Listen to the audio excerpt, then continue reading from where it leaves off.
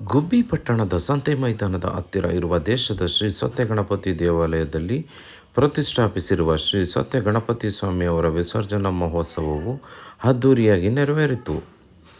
ಗಣೇಶನ ವಿಸರ್ಜನೆ ಅಂಗವಾಗಿ ವಿಶೇಷ ಪೂಜೆ ನೆರವೇರಿಸಿದ ಭಕ್ತರು ಅನ್ನದಾಸೋಹ ನೆರವೇರಿಸಿ ಸ್ವಾಮಿಯನ್ನು ಹೂವಿನ ಪಲ್ಲಕ್ಕಿಯಲ್ಲಿ ಕೂರಿಸಿ ಮಂಗಳವಾದ್ಯ, ಚೀಟಿಮೇಳ, ಡೊಳ್ಳು ಕುಣಿತ, ವೀರಗಾಸೆ, ನಂದಿಧ್ವಜ ಹಾಗೂ ವಿವಿಧ ಮನರಂಜನಾ ಕಾರ್ಯಕ್ರಮಗಳೊಂದಿಗೆ ಊರಿನ ಪ್ರಮುಖ ಬೀದಿಗಳಲ್ಲಿ ಮೆರವಣಿಗೆ ನಡೆಸಿ ಸಂಜೆ ಕೆರೆಯಲ್ಲಿ ವಿಸರ್ಜಿಸಲಾಯಿತು.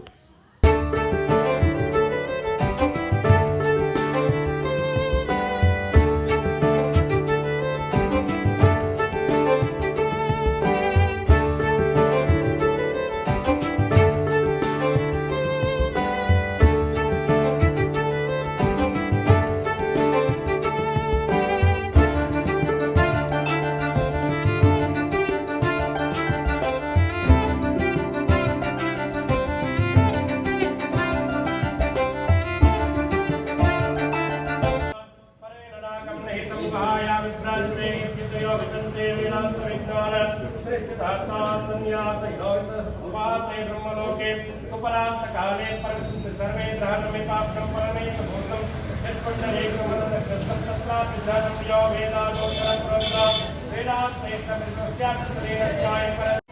ಸಮಸ್ತ ಭಕ್ತ ಮಹಾಶಯರಿಗೆ ವಿನಂತಿ.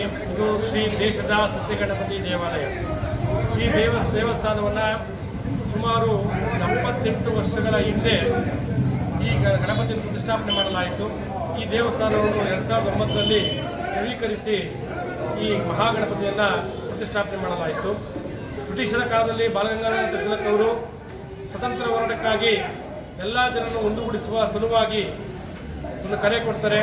ಒಂದು ತಾಲೂಕುಗಳಲ್ಲಿ ಮತ್ತು ಜನಸಂದಣಿ ಕ್ಷೇತ್ರಗಳಲ್ಲಿ ಗಣಪತಿ ಪ್ರತಿಷ್ಠಾಪನೆ ಮಾಡಬೇಕು ಅಂತ. ಆಗ ನಮ್ಮ ಗುಬ್ಬಿಯ ಮಹಾಜನತೆ ಈ ಒಂದು ಗಣಪತಿಯನ್ನು ಪ್ರತಿಷ್ಠಾಪನೆಯನ್ನು ಮಾಡಿ ಸ್ವತಂತ್ರ ಹೋರಾಟಕ್ಕೆ ಮುಂಡೇನು ಬರೀತಾರೆ. ಅದಕ್ಕೆ ಈ ದೇಶದ ಗಣಪತಿ ಅಂತ ಹೆಸರು ಬಂತು. 19ರಲ್ಲಿ ಡಾಕ್ಟರ್ ನಿರಂಜನ ಪ್ರಣವ ಸ್ವರೂಪಿ ಶಿವಕುಮಾರ ಮಹಾಸ್ವಾಮಿಗಳ ಅಮೃತ ಹಸ್ತದಿಂದ ಮತ್ತೆ ಈ ಗಣಪತಿಯನ್ನು ಪ್ರತಿಷ್ಠಾಪನೆಯನ್ನು ಮಾಡಿ ಅಂದಿನಿಂದಲೂ ಸಹ ವಿಜೃಂಭಣೆಯಿಂದ ಈ ದೇಶದ ಸತ್ಯಗಣಪತಿ ಸ್ವಾಮಿಯ ಪೂಜಾ ವಿಧಿವಿಧಾನಗಳನ್ನು ನೆರವೇರಿಸಿಕೊಂಡು ಬಂದಿರುತ್ತೇವೆ.